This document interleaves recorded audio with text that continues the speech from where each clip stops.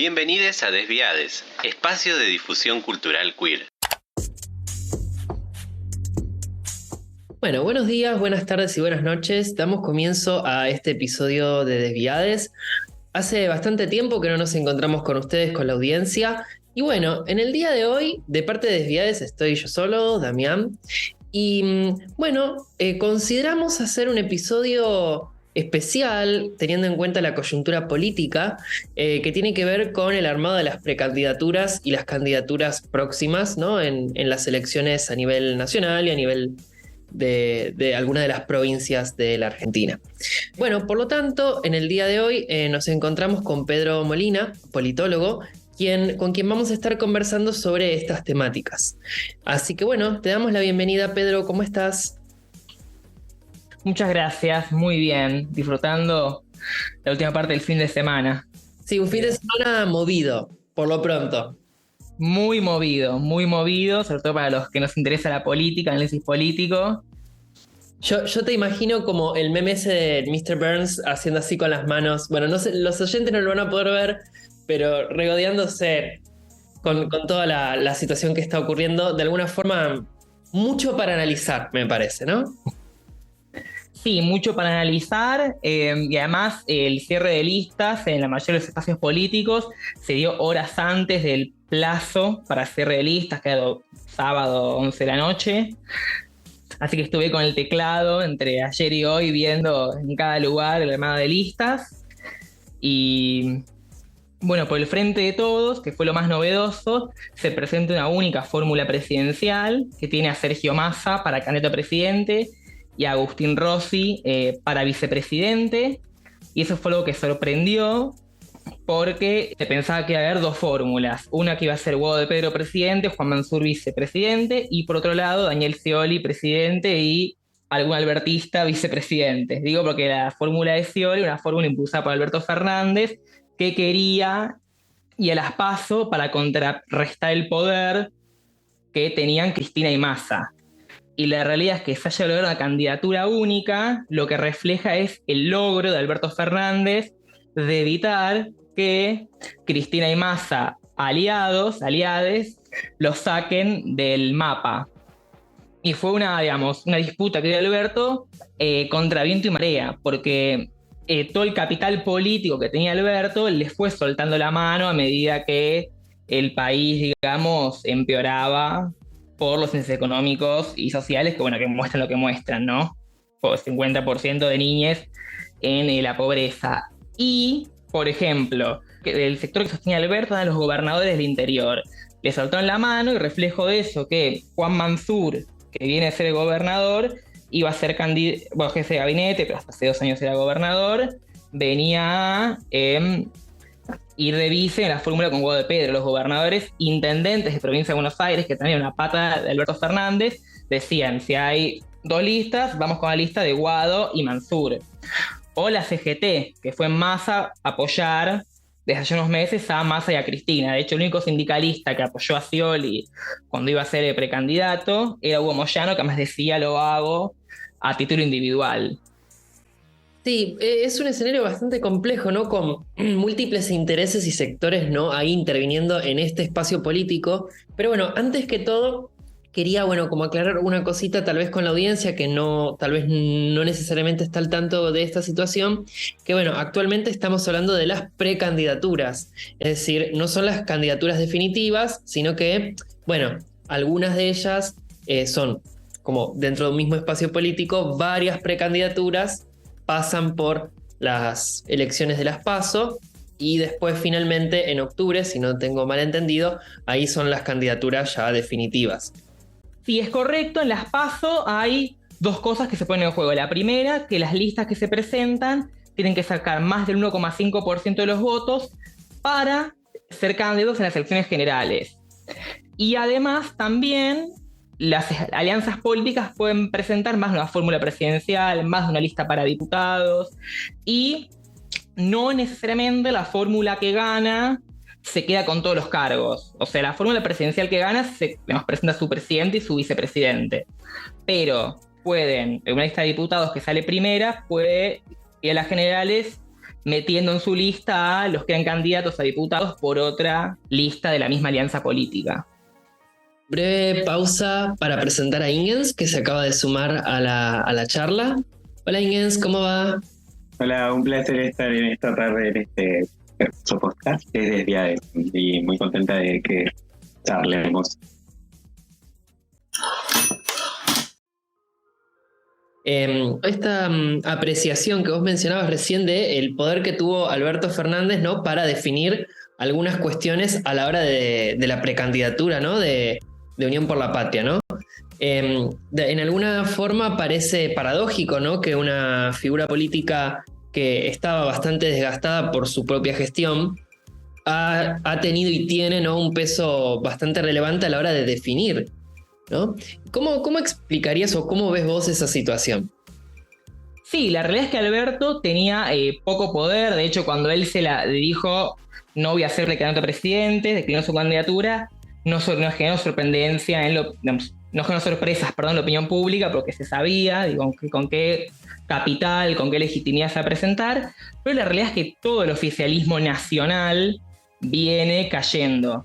Sergio Massa, por más que Cristina Kirchner lo apoya, dice, bueno, está tratando de gestionar la pesada herencia del albertista Guzmán, él es el ministro de Economía del 100% de la inflación. Y Cristina Kirchner, a partir de los resultados de las elecciones legislativas de 2021, en la que al Frente de Todos le fue mal, ella ahí empezó a separarse, a hacerse la opositora, pero analiza las encuestas de opinión y poca gente crea que realmente ella es opositora, sino que se cree que lo hace por un fin electoral, para decir yo no tengo nada que ver, acuérdense de esto si no quieren votar a este gobierno. Porque bueno, en realidad es que en el Parlamento siguen votando los presupuestos que pasan por el ok del Fondo Monetario Internacional. Y digo esto porque lo que caracterizaba a Cristina, el marco de buscar hacerse la opositora dentro de la alianza, era decir, hay que ir a un nuevo acuerdo con el Fondo Monetario. Eso era lo que, digamos, empezó a caracterizar a la alianza, esta alianza de facto entre Cristina y Massa. Un nuevo acuerdo con el Fondo Monetario, en el caso de Cristina lo hacía diciendo, bueno, hay que un acuerdo que implique poder fomentar la industria, digo, porque el Fondo Monetario siempre suele pedir liberar el comercio y no proteger la industria nacional. Pero bueno, Sergio Massa también lo puede apoyar esto por un tema técnico. Por la sequía, no hay dólares. O sea, no hay dólares porque los dólares se obtienen por las exportaciones, por producir soja, que no se puede por esta sequía que mencioné. Entonces no hay plata para pagar el Fondo Monetario. Sí, bueno, ahí explican un poco esta situación compleja también que atraviesa el Frente de Todos actualmente, el rol que juega Massa, el rol que está jugando Cristina. Yo, Pedro, quería preguntarte un poco sobre algo más general. Pensando en elecciones 2023, partidos políticos y elecciones. ¿Qué pensás que está ocurriendo en general, digo, más allá de cierto partido político u otro partido político? ¿Qué está pasando a nivel general en estas elecciones? ¿Qué es lo que se está debatiendo? ¿Qué es lo que se está definiendo? Porque lo cierto es que me da la sensación, desde mi subjetividad, que no son elecciones usuales estas. Es como que se juegan un montón de cosas y como que tienen bastante particularidades. ¿Vos cómo lo ves eso? Sí, es una elección donde, sobre todo en las dos principales coaliciones políticas, Unión por la Patria, ex Frente de Todos y Juntos por el Cambio, se están matando entre ellos. Y el Frente de Todos lo que dice que se pone en juego es, bueno, derechos laborales, la producción. Porque, bueno, Juntos por el Cambio lo que logró y que el PRO sobre todo quería lograr y no lograba es poder tener un discurso más a la derecha.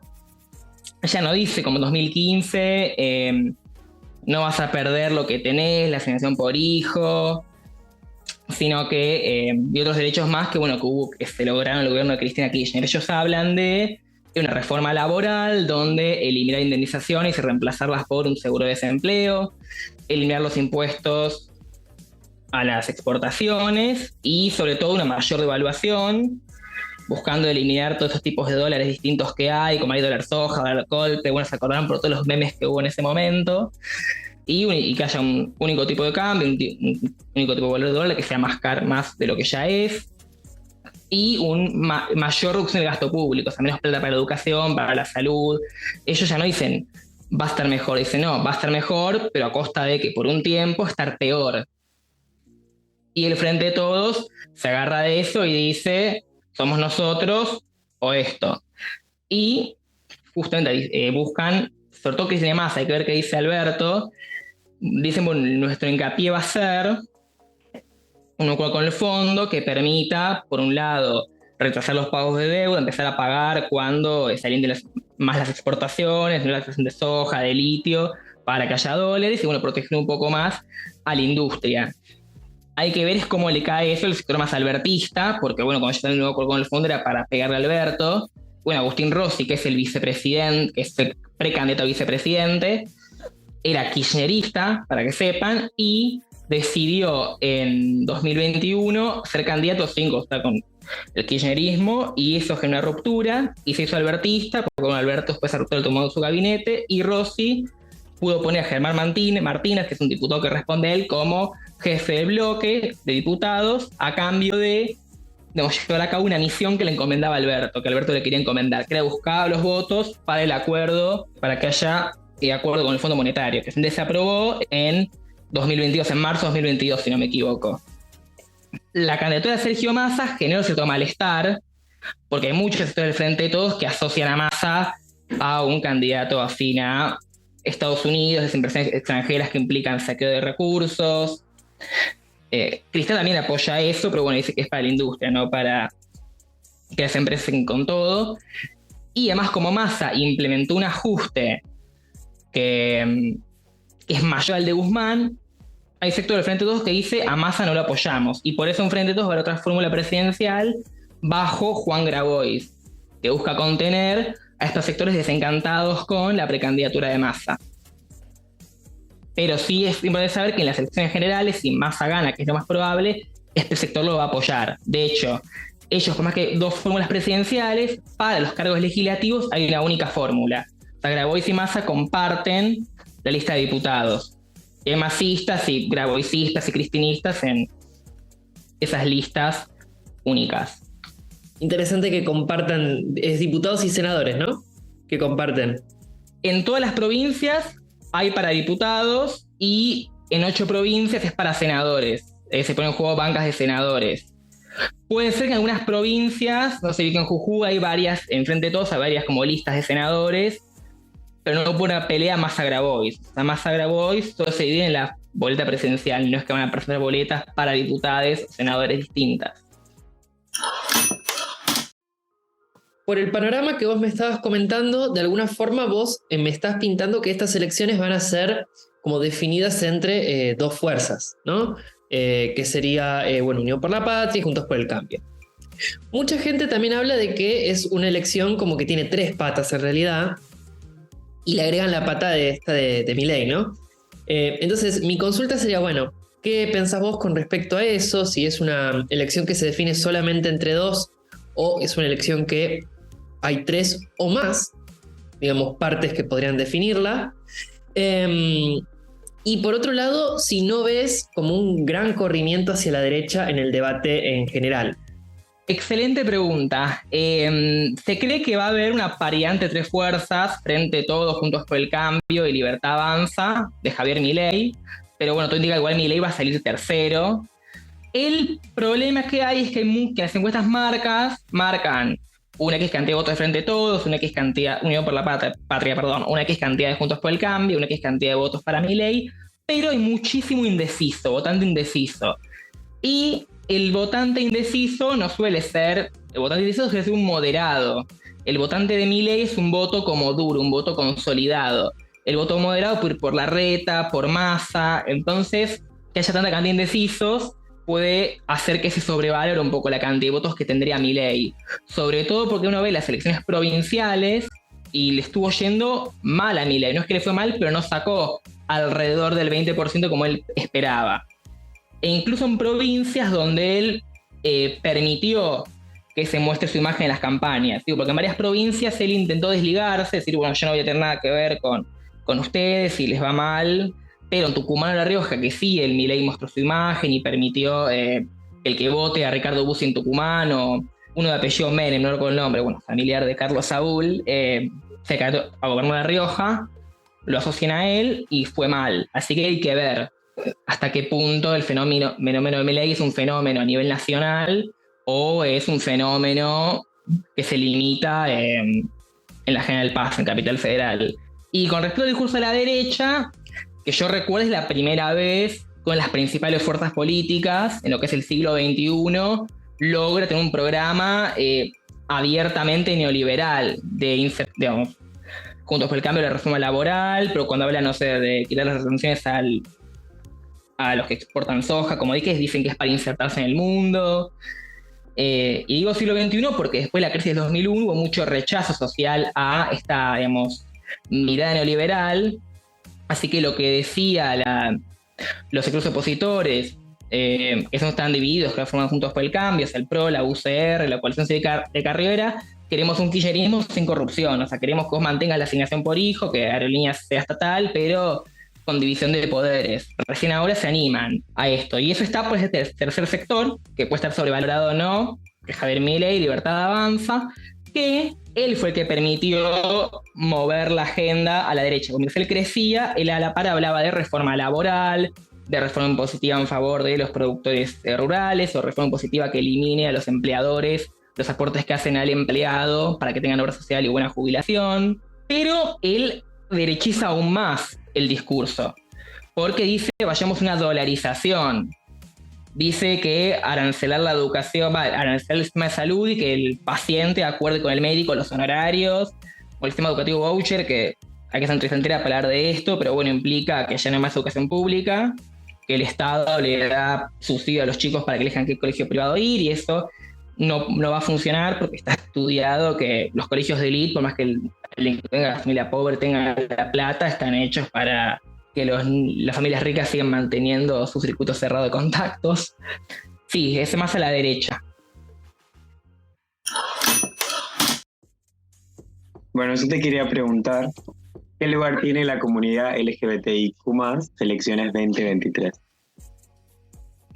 Bueno, yo creo que el espacio de Milei, que además movió la agenda a la derecha, es un espacio que en su plataforma electoral habla de propuestas que perjudican muchísimo a demandas del colectivo LGBT. La demanda central que pasa por el colectivo LGBT es la educación sexual integral, derogar el artículo 5 de la ley que ya está, que permite que los colegios religiosos manejen su contenido. Milei habla de eliminar lo que ya está directamente. Pero lo que para mí es interesante es que, por más que hay un auge de estas derechas que son peligrosas para el colectivo LGBT, también crece sectores que están, digamos, del otro lado de la vereda, movimiento de mujeres, movimiento LGBT.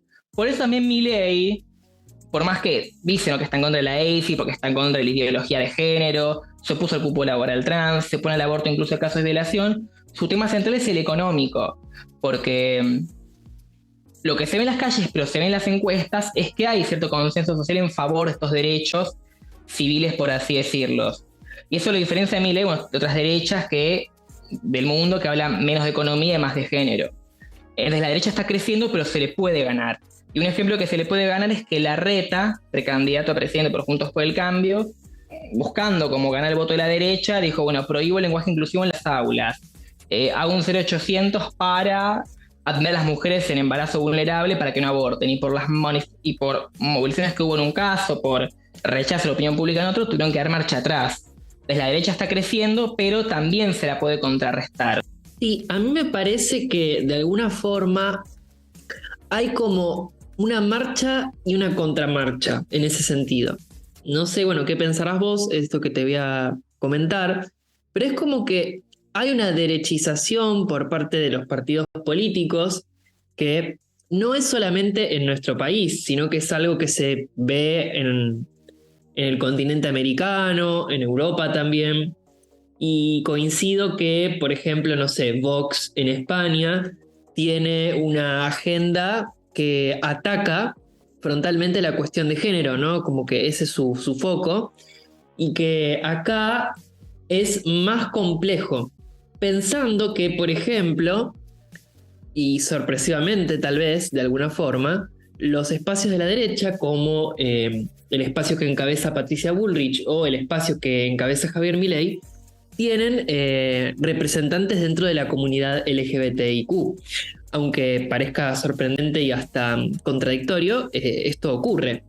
Pero bueno, a nivel discursivo y a nivel de propuestas electorales, me da la sensación de que hay un cercenamiento de derechos en cuanto a lo que tiene que ver con nuestra comunidad, y si lo vemos de forma más amplia, un recorte en los derechos sexuales, ¿no? Y ahí entraría la cuestión de la educación sexual integral. Pero si bien por algún lado veo esta cuestión por parte de los partidos políticos, veo como que socialmente, como que a nivel sociocultural, hay una modernización que ya lleva mucho tiempo, en realidad, que lleva décadas, en las cuales hay cuestiones de sexualidad y cuestiones de género que se vienen asentando y resistiendo algunas tendencias que aparecen a nivel político partidario. Entonces, digo, teniendo en cuenta esta situación, ¿no? Como de las marchas y contramarchas que tienen que dar los partidos políticos en cuanto a este tema, y el poder que va generando la sociedad en cuanto a estas temáticas, ¿qué importancia tiene el avance de esta derecha o de las derechas, especialmente en nuestro país, ¿no? Con respecto a nuestra comunidad, en cuanto a los derechos sexuales y reproductivos? ¿Cómo ves toda esta situación que te acabo de comentar? Bueno, yo creo que también la derecha, la centro-derecha, la extrema derecha, están también viendo cómo avanzar en el marco de marchas y contramarchas. No ve la plataforma de Milei que propone retroceso y no avance en materia de derechos para la diversidad sexual. Dicen que respecto al aborto, en vez de derogar, van a buscar primero generar consensos para derogarlo, porque saben que no van a poder derogarlo por un simple decreto. Saben que en la cuna, en Argentina, que es cuna de Marea Verde, cuna de nada menos, eso es difícil de implementar. Y bueno, Patricia Bullrich, precandidata a presidenta también por Juntos por el Cambio, ella, aunque no parezca, aunque a algunos les pueda parecer raro, ella estuvo a favor del matrimonio igualitario en su momento, como diputada votó a favor, fue de las primeras diputadas en presentar un proyecto de legalización de aborto en los 90, y tiene como diputado nacional, como precandidato a diputado por Capital Federal, en tercer lugar a Damián Arabia, que es dirigente de la Puto Bullrich, que es una agrupación que reivindica a Patricia Bullrich por parte de personas LGBT. Y bueno, también tiene como candidatos para el Parla Sur, por hablar de eso en algún momento sí. Si les interesa, a Luis Brandoni y Federico Andajasi, que son dos personas del mundo de la cultura que se pronunciaron en su momento a favor del matrimonio igualitario, ahora del aborto. Pero bueno, esta agrupación, la Puto Bullrich, por más que sea de personas LGBT, no es que están todos a favor de los derechos LGBT. Hay una mujer trans llamada Mara Pérez Reynoso, si no me equivoco, que fue funcionaria de Bullrich. En 2021 estuvo cerca de ser precandidata a diputada, que dijo: yo soy trans, yo luché para que me usen pronombre A, no me vengan con el pronombre E. Y por eso está en contra del género no binario, del lenguaje inclusivo. También se opone al cupo laboral trans desde una visión meritocrática. Y estas contradicciones que hay, que también van al frente de todos. Digo, Sergio Massa y Agustín Rossi están los dos a favor del derecho al aborto, apoyaron el matrimonio igualitario en su momento, pero tienen como precandidato a senador por Formosa José Mayans, que siendo senador militó en contra del aborto y del matrimonio igualitario.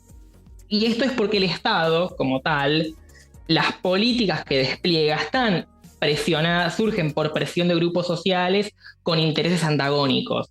Y eso hace que en el Estado las políticas públicas sean contradictorias y que haya, ¿no?, un funcionariado público contradictorio, con intereses diferentes, por estos intereses diferentes que la sociedad civil lleva. Y hace también que una coalición política sea contradictoria. Y que el accionar de la política sea contradictoria. Y por eso Rodríguez Larreta, así como fue un implementar el 0800, tuvo que retroceder. O en Jujuy, que hubo un estallido social, se buscó en la reforma constitucional un artículo que facilite el desalojo a pueblos originarios y tuvo que retroceder. O sea, los grupos sociales hacen que haya una marcha y contramarcha. Genial tu respuesta y toda la información que nos estás brindando. Quería preguntarte, ante tanta, diría, contrariedad que hay entre los postulantes, ¿quién crees que sería el más neutro actualmente a no oprimir los derechos y espacios ya ganados? Yo creo que las listas que están 100% a favor de las demandas LGBTI siempre estuvieron, como el caso de la ESI ahora, como el cumplimiento de los derechos que ya se ganaron, del cupo laboral trans, o del acceso a tratamiento hormonal y operación quirúrgica para personas trans, son los espacios de izquierda.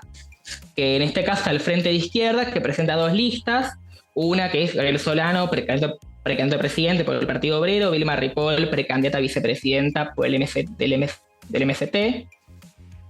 Y de otro lado están Miriam Bregman, precandidata a presidenta, Nicolás del Caño, precandidato a vicepresidente, ambos del PTF, pero en alianza con la izquierda socialista. Por otro lado está Manuela Castañeira, que está por fuera del Frente de Izquierda, pero es del Nuevo Más. Es un partido de izquierda. Y por otro lado Marcelo Ramal, que es el último precandidato a presidente de la izquierda, política obrera. Y todos esos espacios están a favor de estas demandas y lo que dicen es que para el cumplimiento de los derechos que ya se ganaron, que ya son ley, hace falta presupuesto. Y que no hay por justamente la reducción del gasto público para pagar la deuda externa. De hecho, durante este gobierno, no por nada hay un sector que pide renegociar el acuerdo con el fondo, porque el Ministerio de la Mujer, por ejemplo, tuvo un aumento de presupuesto del 60%, aun cuando se decía que la inflación iba a ser el 75% y fue el 100% el año pasado. Lo único que le ganó la inflación fue el pago de intereses de deuda externa. O sea, la gran discusión es que haya presupuesto. Bueno, ¿y a quién hay que ajustar para eso? Y después hay alianzas políticas, espacios políticos que tienen a partidos que están 100% a favor y partidos que están 100% en contra. Por ejemplo, Hacemos un País Mejor, que lleva como candidato a Schiaretti, que es gobernador de Córdoba. Tiene el Partido Socialista, que está vinculado a la Federación LGBT y que siempre apoyó al matrimonio igualitario. De hecho, cuando era un bloque político en el Congreso, eran de los 4 que votaron unánimemente a favor.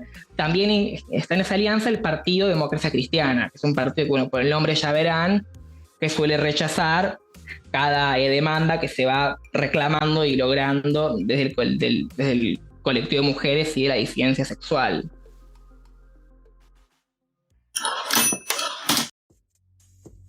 Estaba pensando, ¿no? Con lo que mencionabas vos de la cuestión de la diversidad de situaciones, ¿no? En cuanto a posturas en torno a la comunidad LGBTIQ, me parece, ¿no?, destacable sumar, ¿no?, la presencia de Cynthia Houghton en el armado de la reta, que justamente había tenido protagonismo a la hora de armar ese 0800 para detener los abortos. Y bueno, Cynthia Houghton, además de ser una figura que estaba públicamente en contra de la interrupción voluntaria del embarazo, era una persona que también militó activamente contra el matrimonio igualitario allá por el 2010. Pero bueno, también hay espacios de la Ciudad de Buenos Aires, actualmente conducida por la Reta, que también fomentan, digamos, la cuestión LGBT. Obviamente desde su mirada, desde su perspectiva, ¿no? Pero eso me parece interesante. Mi pregunta es, hablamos mucho del contexto nacional y lo que está pasando acá, ¿no?, a la hora del armado de listas. ¿Influencia ves vos que hay a nivel internacional en nuestras elecciones? O sea, ¿qué está pasando a nivel regional o global que influya o que vos crees que influya de alguna manera en nuestras elecciones? Pensando también, bueno, como veníamos hablando antes, del avance de las derechas, del rol de la cuestión de género y otras cuestiones que se te puedan ocurrir. Bueno, respecto a los debates mundiales que se dan en el marco del surgimiento de estas nuevas derechas, en Europa hubo como dos posturas diferentes por parte de las centroderechas convencionales.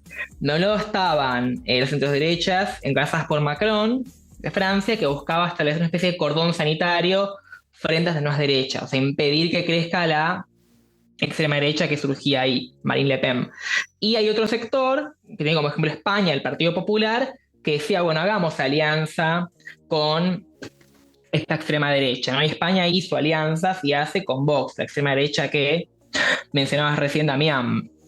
Y ese debate de alguna forma se traspasa para mí a Argentina, donde el sector de Juntos por el Cambio, que ya como precandidato a presidente a Larreta, llamado Las Palomas, buscan no hacer alianza con estos sectores de la extrema derecha. De hecho, una referente de ese espacio, Lisa Carrió, que es candidata al Parlasur por parte de la lista de Larreta, dice, con Milei no, al bolsonarismo no vamos a ir. Y además Milei es muy parecido a las extremas derechas que reprimirían violando derechos humanos. Y hay todo un sector, el otro sector, encabezado por Patricia Bullrich, llamado Los Halcones, que dicen aliémonos con esa extrema derecha porque el Congreso nos va a dar los votos para las reformas que queremos llevar a cabo, reformas que mencioné como la laboral. Y por otro lado es muy interesante que menciones la incorporación de Larreta en su gabinete a Cynthia Houghton, que ella, claro, ella tiene el cargo de presidir el Consejo Social que impulsó el 0800. Dato a color, no se lo trajiste, ella era diputada en su momento, fue la principal opositora al matrimonio igualitario, y ahora es candidata senadora, además, por la provincia de Buenos Aires, de la mano de la Vuelta de Larreta, pero por esa misma provincia, de la mano de la Vuelta de Larreta, va como precandidata a diputada también Silvia Los Penato, que ella es diputada y fue una referente del derecho al aborto. O sea, fue una de las sororas, que eran, se le decía así a las diputadas o funcionarias públicas que buscaban convencer a los diputados para que voten a favor del aborto, de los distintos bloques.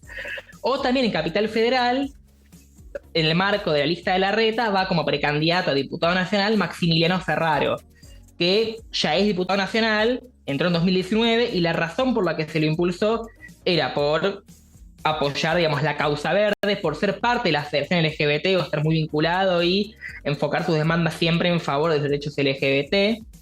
Fue uno de los que militó el cupo laboral trans y la nueva ley de VIH. Eso marca también las marchas y contramarchas. O sea, quiero que me voten estos sectores que están derechizando, pero también tengo que tener el buen visto de este movimiento de mujeres, de la diversidad sexual, que atraviesa también mi espacio político. Es como mencionas vos, estas como grietas que hay entre, digamos, pro-LGBT, antiderechos, entre verdes y celestes, atraviesa los grandes partidos políticos. Diría que los únicos partidos políticos que están 100% de un lado son la izquierda y, bueno, ahora, sobre todo el espacio de Milei, Libertad Avanza.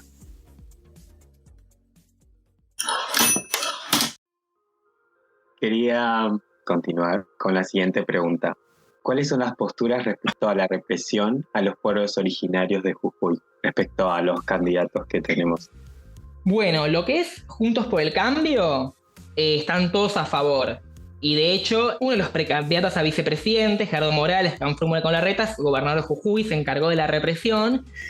Y, de hecho, haber ejercido la represión ayudó a que se lo haga como un halcón y, digamos, la paloma Larreta buscando halconizarse para ganar votos, lo pongo como compañero de fórmula. Y a su vez la otra fórmula, que es Patricia Bullrich y Luis Petri como vicepresidente, se solidarizaron con él, fue un acto juntos, Petri participó, pero Bullrich sí, o sea, logró unir la represión de pueblos originarios a Juntos por el Cambio, porque ellos lo que buscan, para pagar el Fondo Monetario igual, es aumentar la extracción de litio, de vaca muerta, y los pueblos originarios, siendo solamente el 5% de la población mundial, son el mayor porcentaje de población que vive en zonas donde se mantiene la biodiversidad y está en juego eso por la extracción de litio, de gas y petróleo, de soja. Y Juntos por el Cambio quiere llevar esto a nivel nacional y por eso se unieron para respaldar a Morales, diciendo en Jujuy la protesta no logra frenar nuestros proyectos, nuestra reforma constitucional, y a nivel nacional no van a poder. Y digo reforma constitucional porque justamente la razón por la que Gerardo Morales quería reformar la Constitución era para facilitar el desalojo de los que vivían en zonas y no titularizaban la propiedad. Y eso era desalojar a pueblos originarios porque ningún gobierno les registra la propiedad. Porque justamente el otro sector del Frente de Todos, ellos también quieren para el fondo mayor negociar, buscan extraer litio, extraer gas, petróleo y también no terminan de posicionarse en favor de los pueblos originarios. Un sector sí, Aníbal Fernández de hecho mandó gendarmería a Neuquén, Río Negro, cuando había mapuches protestando por no querer un desalojo. Pero frente a todo lo que dicen es, no a la represión, hagamos mesas de diálogo, pero esas mesas de diálogo digamos, siempre se terminan como cancelando o quedan en la nada, nunca se resuelve la cuestión de fondo. De hecho, en Jujuy, lo que es el Partido Justicialista le votó la reforma constitucional de los artículos a el gobernador Gerardo Morales, que es de la UCR, Juntos por el Cambio. Después de las protestas que hubo, con la represión que hubo, con un chico de 17 años que perdió la vista, alguien que estuvo grave porque tiró un bala de goma en la cabeza, ahí el Frente de Todos, las figuras nacionales como Alberto, Cristina, dijeron, de esto nosotros no estamos de acuerdo. Pero los que sí están, por ejemplo, en contra de la represión de los pueblos originarios por el hecho de estar en contra de la explotación de recursos naturales de la extracción, las candidaturas de la izquierda, las 4 candidaturas de la izquierda, precandidaturas de la izquierda. De hecho, en Jujuy es donde mejor les va, porque ahí no hay otra oposición al gobierno de Juntos por el Cambio, el oficialismo provincial de ese lugar, porque el Partido Justicialista es socio de Juntos por el Cambio, y eso también lo dice Carolina Moises, perdón, que no me sale el apellido pronunciarlo, que es una referente peronista que lidera a 2 de los 13 concejales, de los 13 convencionales, que no apoyaron esta reforma. Porque eso además, todo lo que es la represión de los pueblos originarios va vinculada a tener que afrontar pagos de deuda externa. Entonces no es casual que la izquierda esté, digamos, diciendo apoyar las reivindicaciones de los pueblos originarios, porque dicen que además hay que cancelar el acuerdo con el Fondo Monetario Internacional, que no es que ellos dicen, somos gobierno, no le pagamos al Fondo Monetario, así que no hace falta divisas, no hace falta desalojar a pueblos originarios para inversiones extranjeras en nuestras materias donde hay materia prima. Y el sector de Milei, Libertad Avanza, es un sector que busca reprimir pueblos originarios con más firmeza que Frente de Todos o Juntos por el Cambio. Frente de Todos no, Unión por la Patria, perdón, pero bueno, cuesta acostumbrarse a estos cambios de nombre repentinos. De hecho, Libertad Avanza busca en Río Negro que sea candidato a diputado nacional Diego Frutos, que es un productor agropecuario, que fue de los que denunció a mapuches por supuestamente entrar en sus tierras y hacer destrozos, algo que igual nunca se pudo probar. La realidad es que se acusa a los mapuches de ser terroristas y dejar daños en zonas privadas, pero eso nunca se termina de probar. Milei es un negacionista del cambio climático, así que el argumento de defendamos las tierras indígenas porque cuidan el medio ambiente, cuidan las humedades, la biodiversidad, a él eso no le mueve la aguja. Él dice, eso es mentira. ¿Qué tema? La cuestión de la reforma constitucional, ¿no? De la que, bueno, estábamos hablando recientemente, ¿no? Referida a la represión hacia los pueblos originarios, que, como decís vos, se vincula no solamente con la cuestión de esa represión, sino que también con una postura en cuanto a la cuestión ambiental y en cuanto al manejo de los recursos naturales. Bueno, varias cosas para consultarte sobre ese tema. Primero, entiendo que los que votaron la reforma de la Constitución, bueno, era Juntos por el Cambio y el PJ. Te consulto si, digamos, este grupo del PJ estaba integrado por personas que forman parte del Frente de Todos o no necesariamente. Eso por un lado. Forman parte del Frente de Todos y decir algo. Carolina Moises, o Moises, la que conté, dijo hace poco en un programa, los 11 concejales o 10 peronistas que votaron a favor, a nivel nacional no se posicionan. Y eso es falso. Rubén Rivarola, que es el dirigente del PJ, que estuvo al mando de votar las leyes con Juntos por el Cambio de Jujuy, es actualmente precandidato a senador por la boleta de Juntos por el Cambio. Obviamente también hay una boleta de Carolina Moisés como precandidata a senadora, pero él también es precandidato a senador por el Frente de Todos. Bien, ahí me quedó claro. De hecho, a Milagro Sala, que es una de las que primeras de ser presa en Jujuy por protestar, en un momento dijo, Frente de Todos no me convence porque Alberto Fernández, Sergio Massa, Guado de Pedro son socios de Gerardo Morales. Bien, y otra de las preguntas que te quería hacer era, bueno, justamente la cuestión ambiental, ¿no? Parecería que en cuanto a ese tema no hay tantas contradicciones, lamentablemente, o no sé si lamentablemente o no, pero digo, no hay tantas contradicciones en cuanto a los partidos políticos, especialmente si pensamos en el binomio Juntos por el Cambio y Unidos por la Patria, en el sentido no de negar los problemas ambientales, pero sí me parece que hay bastantes coincidencias en cuanto a la cuestión de el manejo de los recursos naturales, el extractivismo, el rol del litio, vaca muerta.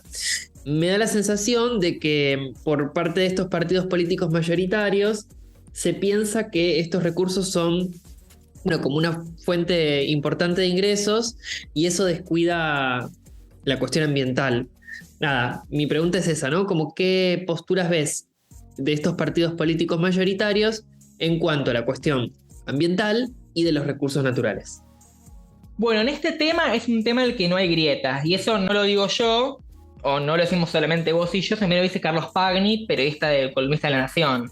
Dice, en este tema, las políticas públicas siempre se mantuvieron consistentes, gobierne Cristina, gobierne Macri, gobierne Alberto, y también lo dice Cristina Kirchner y su ex precandidato a presidente Guado de Pedro, que decían, busquemos un consenso, en el marco de este nuevo acuerdo con el FMI que mencioné, y donde más consenso queremos que haya, y Cristina medio que va a entender que ya hay en los hechos, es en incrementar la exportación de litio, de gas y petróleo, como dije, de soja, que ahora se dice como alimento con valor agregado, no me acuerdo bien la palabra, pero se trata de cambiar el término. Pero sí, es un tema en el que no hay tanto disenso, porque están todos de acuerdo con que al Fondo Monetario hay que pagarle. Y para eso hace falta esa explotación de recursos naturales. Y también en ese acuerdo se suma el que yo nombré Juan Schiaretti, que busca posicionarse como el candidato antigrieta de Alianza Hacemos un País Mejor, que ni bien se postuló, ayer dice, nuestra propuesta se basa en división de poderes, en reducir el déficit fiscal, el ajuste fiscal y alentar las exportaciones para generar divisas, que es básicamente lo que proponen también y hacen el Frente de Todos o Juntos por el Cambio cuando gobiernan las provincias donde gobiernan. Y el otro dato que quiero tirar, reconfirmando este consenso que hay en torno a qué hacer con los bienes naturales, justamente Milagro Sala, cuando decía Guado de Pedro es amigo de Gerardo Morales, es porque Guado de Pedro habló de este consenso que busca junto a Cristina Kirchner después de hacer un viaje a Estados Unidos con Gerardo Morales y con gobernadores del peronismo como Raúl Jail de Córdoba o el masista Sáenz de Salta, Raúl Jail de Catamarca, no de Córdoba, perdón por mi lapsus. Viajó a Estados Unidos para buscar que inversores estadounidenses inviertan en litio. Eso muestra el consenso que hay en torno a este tema. Que también se sumaría Milei y también Espert, tanto senador de Juntos por el Cambio, que habló, me parece, bala para los mapuches. Yo quería preguntarte qué similitudes y diferencias observás en candidaturas de este año a diferencia de las anteriores. Bueno, veo más división. Veo que la crisis económica hace que los espacios políticos estén en crisis. O sea, en la opinión pública hay una imagen negativa hacia Juntos por el Cambio por lo que fue el gobierno de Macri. Entonces Macri no puede ser el líder. Sí, quizá alguien que influye, que tiene voz y voto, pero no es el líder absoluto y hace que haya peleas entre Larreta y Bullrich, pero ninguno termina de enamorar a la audiencia pública. Las encuestas marcan que la mayoría de los dirigentes tienen más imagen negativa que positiva. Y bueno, al Frente de Todos, lo que veo es que cambiaron el nombre Unión por la Patria porque lo que decían que iban a hacer en 2019, en campaña 2019, que era llenar la heladera, no lo pudieron hacer, entonces tienen que como reciclarse o salir adelante a partir de un cambio. O sea, hay un fracaso, hay cambios en dirigencias, en nombre, por fracaso en materia económica. Bien, otra de las cosas que también había leído, no sé, tal vez si estarás de acuerdo con esto, es que en estas elecciones los liderazgos que habían existido en elecciones anteriores, específicamente podríamos hablar de Cristina Fernández de Kirchner y de Mauricio Macri, se encuentran corridos de la escena, o sea, están presentes pero en un costado, digamos, y como que eso también produce un cambio en el juego, ¿no? de partidos y también de candidaturas, como que se avivó el avispero de alguna forma al correrse esos liderazgos que había previamente. Totalmente, se corrió en Juntos por el Cambio más claro que en Unión por la Patria. Juntos por el Cambio, justamente a partir de la salida de Macri, están Larreta y Bullrich como los principales potenciales sucesores, pero se despegaron otros que en su momento se lanzaron como precandidatos a presidente, y Larreta lo supo cooptar. Estoy hablando de Miguel Ángel Pichetto, que va a ser precandidato a presidente por el partido Encuentro Republicano Federal, que son los peronistas antikirchneristas de Juntos por el Cambio. Y Miguel Ángel Pichetto se convenció del plan de Larreta de bajar su precandidatura a presidente e ir como candidato a diputado nacional por provincia de Buenos Aires, justo arriba de los Penato. Viene Pichetto, después los Penato. Elisa Carrió por la coalición cívica, que finalmente va a ser, como dije, precandidata a, creo que es legisladora del Parla Sur. Y bueno, Spert, que nombré recién, precandidato a senador con Cynthia Houghton, con la ya nombrada Houghton, por el Senado por provincia de Buenos Aires. Larreta lo supo contener. Y la figura de Pichetto es una figura interesante porque él es una persona conservadora, que ha hecho comentarios xenófobos, sobre todo ahora por el estallido de Jujuy, que dijo que los que tiran piedras eran infiltrados bolivianos, pero fue un senador que estuvo a favor y militó por el matrimonio igualitario en 2010, por el aborto en 2018, y critica mucho a la iglesia.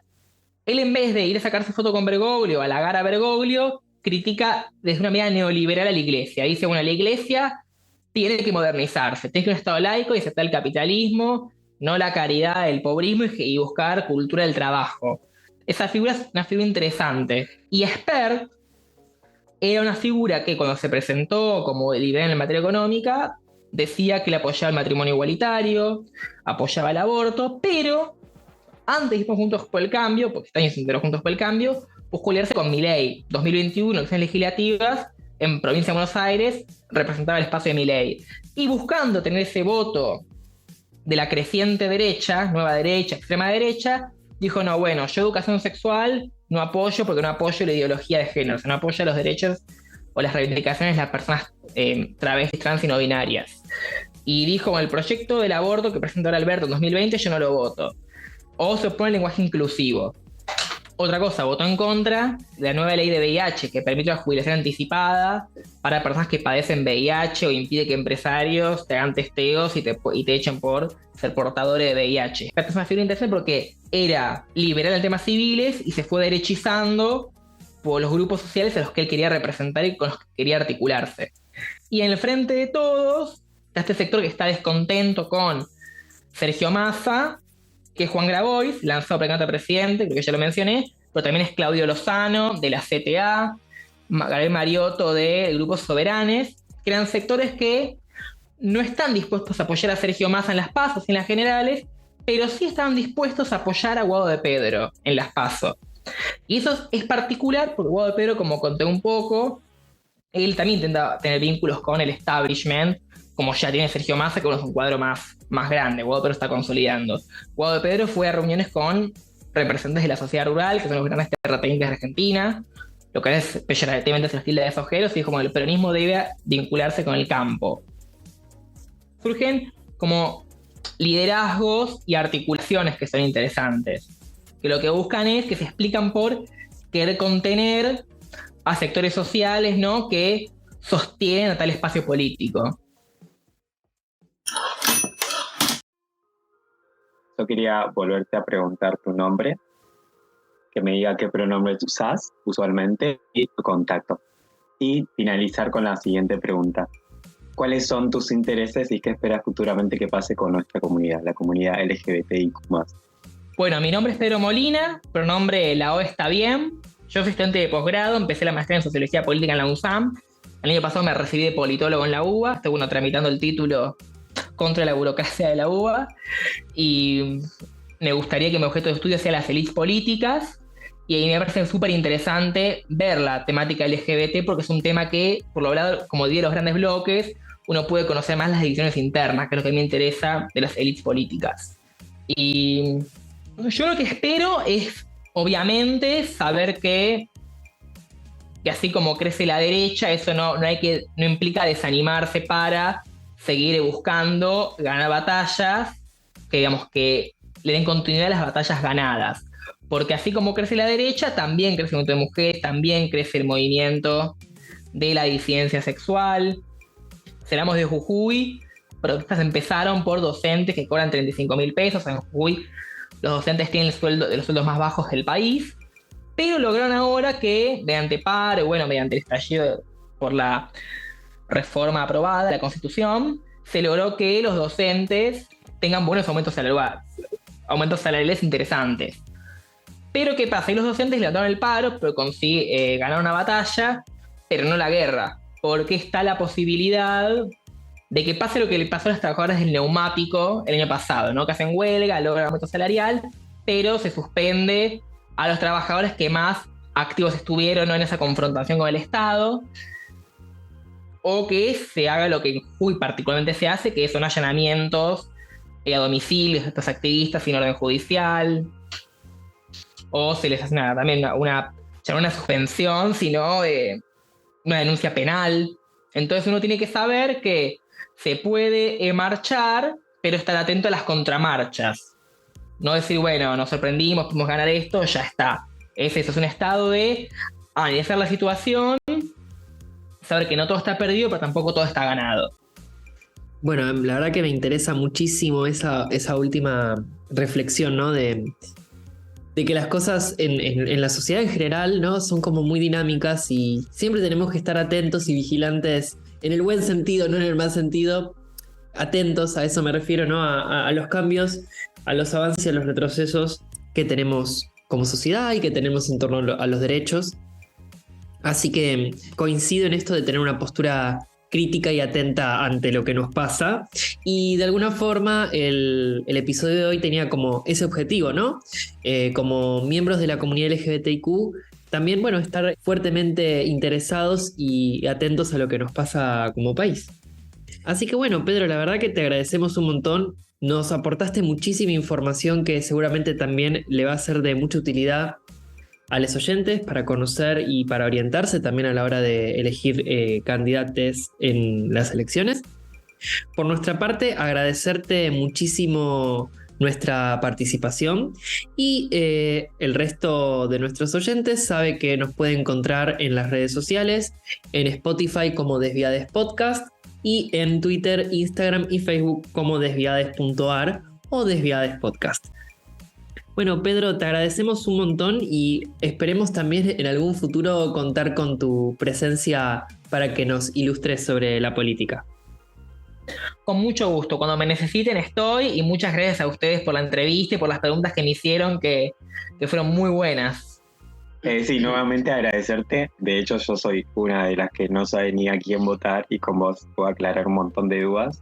Antes de hacer esta entrevista le decía a los chicos, yo no sé qué decir porque literal no estoy muy informada, pero con vos puedo aclarar un montón y creo que a un montón de gente de este podcast justamente lo ayuda. Por eso de mi lado agradecerte.